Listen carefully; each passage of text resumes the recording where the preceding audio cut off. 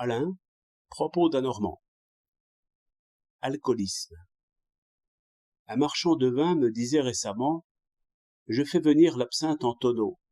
Mes clients, qui sont des ouvriers, boivent tous une absinthe à midi et deux le soir. » Remarquez qu'il s'agit ici non pas d'ouvriers qui ont lâché l'atelier et qui passent des heures à jouer aux cartes, mais bien d'ouvriers réguliers qui ne boivent qu'à certaines heures et encore avec une espèce de modération. Si vous faites aux buveurs de cette espèce des discours contre l'absinthe, ils diront « L'abus est mauvais, mais il y a un usage raisonnable de l'absinthe comme de bien d'autres choses. Les remèdes, par exemple, deviennent des poisons si on en prend trop. Trop manger nuit.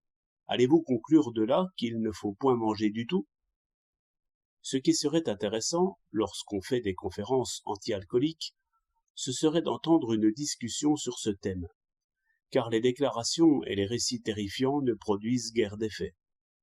L'ouvrier qui boit 3 absinthes par jour et qui s'interdit d'en boire 4 croit qu'il est très sage, et compte bien ne jamais devenir ivrogne ni alcoolique. Il faudrait donc lui prouver, par l'expérience, que ces 3 absinthes le rendent réellement malade. Et ce n'est pas facile, car il devrait comparer l'état où il se trouverait après un mois passé sans boire d'absinthe avec son état actuel.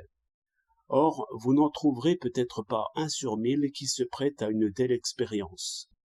Et celui qui s'y prêterait, serait-il convaincu ? Je n'en sais rien.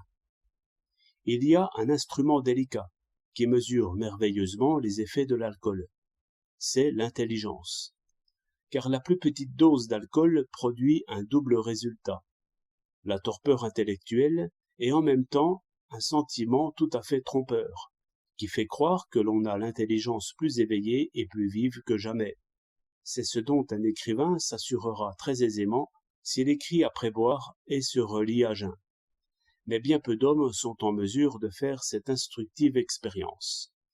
Et, puisque réellement l'absinthe empoisonne même ceux qui sont en garde contre les excès, puisqu'ils ne peuvent ni constater le mal ni par suite en venir d'eux-mêmes au remède, le plus simple est de faire comme les Suisses, et d'interdire la fabrication et la vente de l'absinthe. Absolument comme on interdit la vente du vin frelaté, et pour les mêmes raisons.